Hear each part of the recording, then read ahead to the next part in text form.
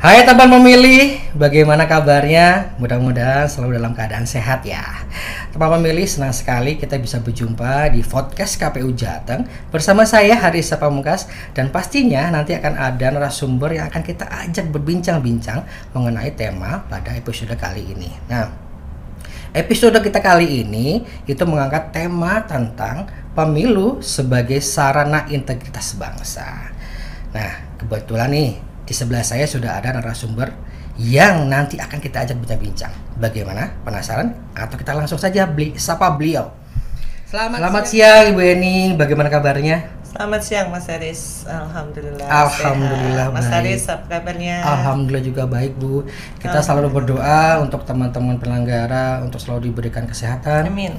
keselamatan, dan pasti kemudahan dalam melaksanakan tugas kepemiluan. Amin. Nah, teman pemilih, beliau adalah anggota KPU Provinsi Jawa Tengah, Ketua Divisi Sosialisasi Pendidikan Pemilih dan Partisipasi Masyarakat atau yang disingkat dengan Sosdiklih Parmas. Kurang begitu ya? Iya, atau ada yang betul. salah di? Betul. Ya, Sosdiklih agak panjang ya Bu. Susah juga disebutkan ya. Iya Bu. Sebelum kita masuk ke tema kita hari ini, Iya.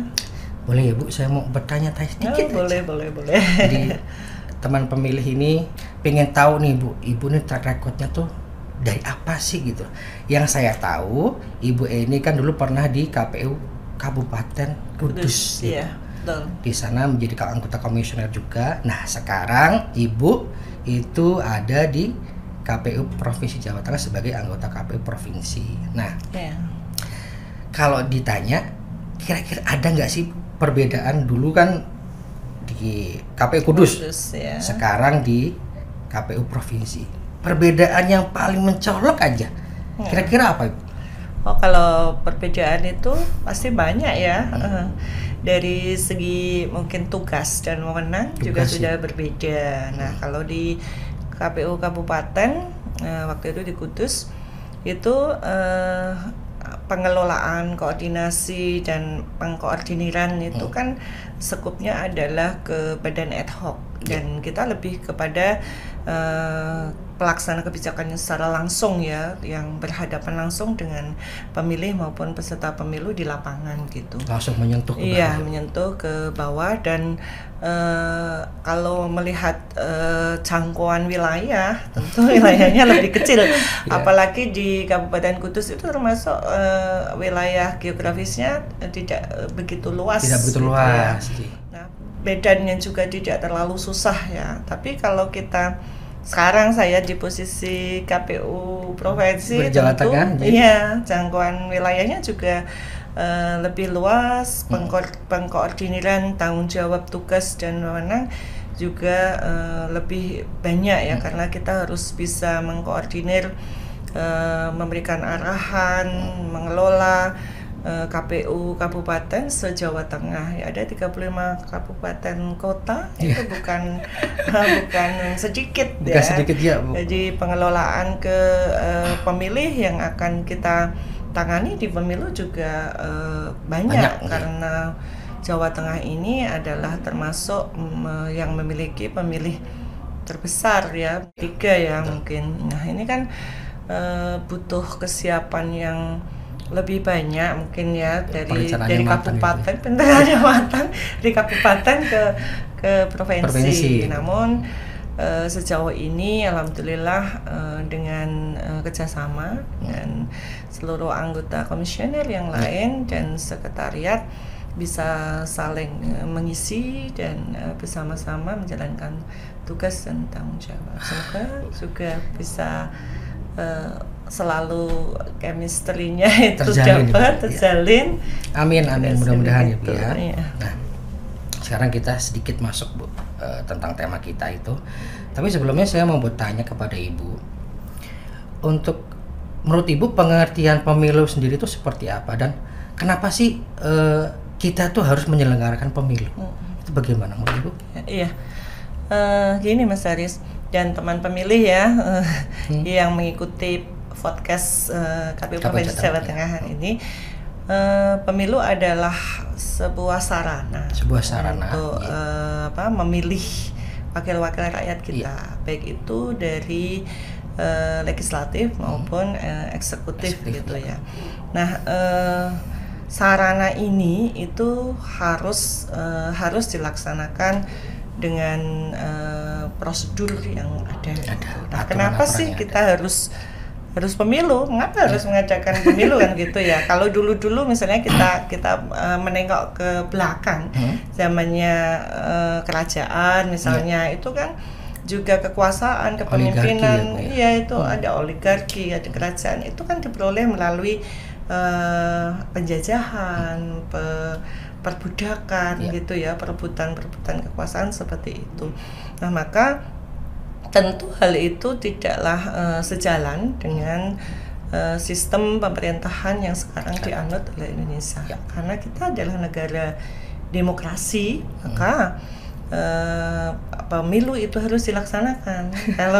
Kalau misalnya kita coba kupas demokrasi, sebuah negara yang memilih sistem pemerintahannya demokrasi itu kan harus terpenuhi 4 pilar ya. Nah, prasyarat sebagai negara demokrasi itu, mungkin yang pertama adalah adanya penyelenggaraan pemilu di negara itu. Ada pemilu di negara ya. Nah, kedua ada juga harus terpenuhi pemerintahan yang transparan, akuntabel dan responsif gitu. Yang ketiga, syarat yang ketiga adalah adanya hak asasi manusia itu terpenuhi atau dijamin hak asasi manusia. Yang keempat, adanya civil society itu ada di negara itu. Nah, Indonesia memilih sebagai negara demokrasi, maka syarat pertama menyelenggarakan pemilu adalah hal yang wajib gitu. Sehingga tidak ada kekuasaan itu diperoleh dengan cara perang, dengan cara penjajahan, tetapi melalui proses yang ilegal gitu ya, yang legitimate, yang bisa dipertanggungjawabkan gitu. Nah, jika pemilu adalah pilihan tepat, lantas bagaimana cara KPU sebagai penyelenggara itu melaksanakan pemilu untuk sebagai sarana integrasi bangsa yang mungkin jauh dari konflik, Bu? Kalau kita lihat kan pemilu sebelumnya nih, Bu, tahun 2014 dan tahun 2019 banyak sekali dan luar biasa sekali kan, Bu. Terlanjut ya. Iya. Nah, bagaimana caranya, Bu, untuk di pemilu 2024 ini? Betul Mas Haris. Jadi sisa-sisa pertikaian, toleransi ya, pembelahan dari pemilu 2019 itu sedikit banyak masih kita rasakan ya, meskipun elit politik di atas itu sudah berdamai, sudah membaur ya, Bu, sudah membaur dan sudah bersama-sama menjalankan proses pemerintahan ini ya. Tetapi namanya kompetisi pemilu tadi ya, pemilu itu adalah sebuah sarana, cara untuk memperoleh kekuasaan, untuk mempertahankan kekuasaan. Nah, tentu ada kompetisi di dalamnya. Nah, sebuah kompetisi ini tentu ada gesekan-gesekan ya, karena kursinya satu diperebutkan oleh banyak gitu ya. Kalau di Jawa Tengah sendiri aja 120 kan gitu kan, hanya 120 kursi, sementara yang mencalonkan itu kan puluhan atau ratusan caleg begitu ya. Maka tentu akan ada gesekan, ada konflik, ada kepentingan yang berbeda di dalamnya.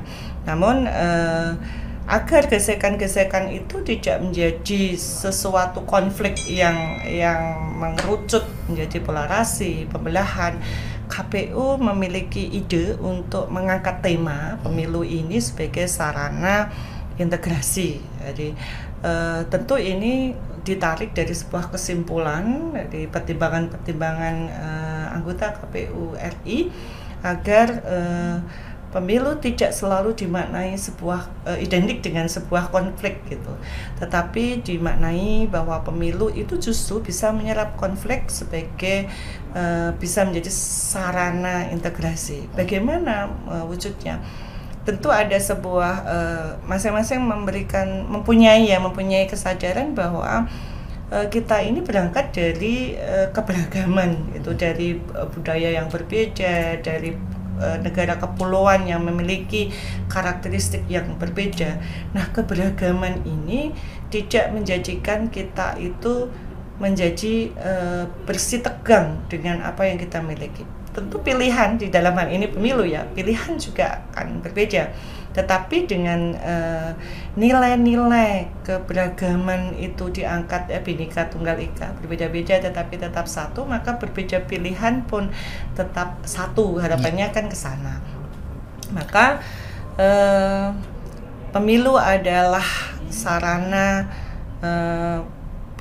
perebutan kekuasaan atau mencapai kekuasaan itu dengan cara yang terhormat, dengan cara yang damai. Nah, kedamaian inilah yang dijadikan sebagai wujud dari integrasi itu. Bukan konflik, bukan kompetisinya yang diangkat, tetapi kompetisi boleh diangkat, tetapi berkompetisi dengan damai, bukan berkompetisi dengan kekerasan. Mungkin lebih ditekankannya ke sana. Lebih ke ini ya Bu, bagaimana sih strateginya ya Bu ya? Nah, kalau strategi mungkin karena tema besar ini diangkat oleh KPU RI dan tentu sudah melalui pertimbangan yang panjang.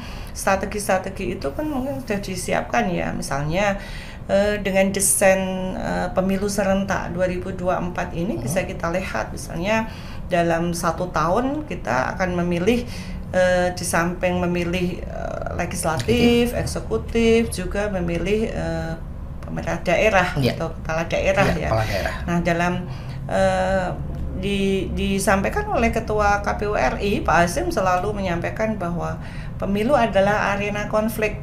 Seperti itu, tetapi konflik yang legal gitu ya, yang legal dan bisa dipertanggungjawabkan. Jadi ketika seseorang itu berkompetisi, ini tentu tidak bisa dihindari ya. Dari tadi saya sampaikan bahwa kursinya cuma 1 dan diperebutkan banyak orang. Maka orang tentu berkompetisi merebutkan atau mencapai apa yang dia inginkan. Konstituennya atau partisipannya, pendukungnya tentu terlibat di dalamnya kan gitu. Tetapi karena dalam waktu yang bersamaan mereka juga partai-partai ini akan bergabung untuk berkoalisi mengusung presiden dan wakil presiden, calonnya misalnya. Maka ketegangan-ketegangan itu pun bisa meredam dengan berkoalisi itu. Dalam rentang waktu yang tidak lama juga ketika DPRD itu ditetapkan, maka mereka pun akan mengusung calon-calonnya di daerah begitu. Nah, diharapkan dengan desain keserentakan ini itu bisa meredam dari konflik-konflik atau kepentingan-kepentingan kelompok menjadi kepentingan yang lebih besar gitu. Ya, jadi satu ya. Untuk negara kesatuan Republik Indonesia. Bu, tadi kan disinggung tentang partisipasi masyarakat. Nah, menurut Ibu atau menurut KPU ini wujud dari partisipasi masyarakat seperti apa sih Bu yang untuk mewujudkan pemilu itu sebagai sarana integritas bangsa? Iya, Mas Haris, partisipasi masyarakat ini kan selalu menjadi tolak ukur ya dari keberhasilan memilu begitu ya. Pemilu. Nah, harapan kita nanti juga di pemilu 2024 itu sukses secara kuantitas dan secara kualitas. Amin. Nah, secara kuantitas tentu kita bisa mengukur kehadiran pemilih itu pada besok 14 Februari 2024 itu akan muncul berapa pemilih yang hadir. Nah, persentasenya itu bisa kita lihat secara kuantitas ya. Nah, secara kualitas tentu kita berharap bagaimana pemilih itu memaknai pemilu ini sebagai sarana untuk memilih pemimpin itu juga sarana untuk integrasi bangsa, gitu ya. Nah, sejauh ini KPU berupaya untuk melakukan partisipasi secara masif ke seluruh lapisan masyarakat maupun segmen pemilih yang ada. Nah, yang pertama tentu harus disampaikan kepada masyarakat atau tersampaikan kepada masyarakat tentang pesan bahwa pemilu itu adalah sarana integrasi bangsa, bukan sarana untuk semata-mata untuk mencapai kekuasaan atau memperoleh kekuasaan atau mempertahankan kekuasaan, bukan semata-mata untuk itu. Bukan semata-mata itu ya, Bu ya. Baik peserta pemilu maupun pemilih harus berpartisipasi, memandang bahwa pemilu ini adalah salah satu cara yang paling elegan begitu di dalam berkompetisi secara damai, bukan berkompetisi dengan kekerasan kan gitu. Itu yang pertama mungkin ya, kita menyatukan pandangan, menyatukan pola pikir, dan ini harus tersampaikan kepada baik itu kepada badan penyelenggara, 3 elemen yang saya sebutkan tadi ya, badan penyelenggara, peserta pemilu maupun pemilih. Jadi ketiganya harus memberikan kontribusi sesuai dengan porsi masing-masing. Nah, masyarakat di dalam berpartisipasi ini pun harus tersampaikan kepada mereka tentang pesan tersebut gitu. Nah, yang kedua tentu KPU itu melakukan atau mengajak masyarakat ini untuk bisa menyampaikan ulang gitu, menyampaikan ulang kepada komponen atau komunitas yang mereka miliki tentang pesan-pesan tidak terlalu baper gitu ya. Tadi di awal kita menyampaikan kalau polarasi di tahun 2019 itu ya, pembelahan itu dan sentimen-sentimen pribadi itu masih kadang-kadang muncul sampai dengan sekarang. Termasuk politik identitas itu. Ya, dan sementara elit politik sudah mulai berdamai gitu kan.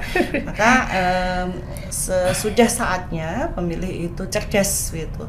Jadi tidak bolehlah pilihan itu berbeda, karena kita sadar bahwa kita itu berangkat dari berbagai macam daerah, mungkin ya budaya kita juga berbeda, terus karakteristik kita berbeda, pilihan juga tentu boleh berbeda begitu. Nah, pilihan yang berbeda itu sudah seharusnya tidaklah mengurai atau mencerai-beraikan kesatuan dan persatuan kita gitu. Artinya tidak boleh, jangan sampai memecah belah kita ya, Bu. Iya gitu. Jadi ada satu pemahaman pemilih itu mulai berpikir memilih dengan visi, misi, program dari calon itu, dan penentuan itu tidak boleh dipaksakan kepada yang lain, karena yang lain itu juga memiliki kebutuhan yang beda. Dan mungkin bisa dipahami keanekaragaman ini itu justru bisa disalurkan gitu.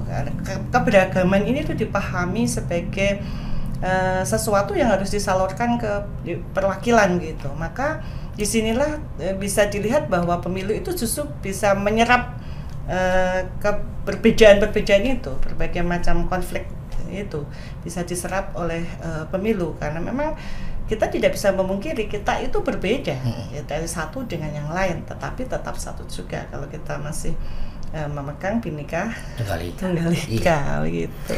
Nah, teman pemilih sudah tahu kan, jadi tambah ilmu, tambah wawasan seperti tadi yang dijelaskan oleh Ibu Eni dari awal sampai akhir. Dan sekali lagi Bu, sebelum closing, sebelum kita mengakhiri episode kita kali ini, bolehlah Bu pesan-pesan Bu untuk teman pemilih khususnya yang ada di Jawa Tengah. Monggo silakan Ibu. Iya, terima kasih. Teman pemilih yang berada di seluruh Jawa Tengah dan Nusantara jangan lupa tanggal 14 Februari 2024 gunakan hak pilih Anda, dan pilihan boleh beda tetapi kita tetap satu Indonesia tercinta. Luar biasa, luar biasa. Baik Ibu, terima kasih atas waktunya. Di tengah padatnya tahapan pemilu ini yang sudah berjalan, Ibu masih bisa menyempatkan waktu untuk kita berbincang-bincang. Dan untuk teman pemilih, terus support kita dengan cara like, komen, dan subscribe-nya. Podcast KPU Jateng terupdate bersuara kepemiluan. Sampai jumpa lagi.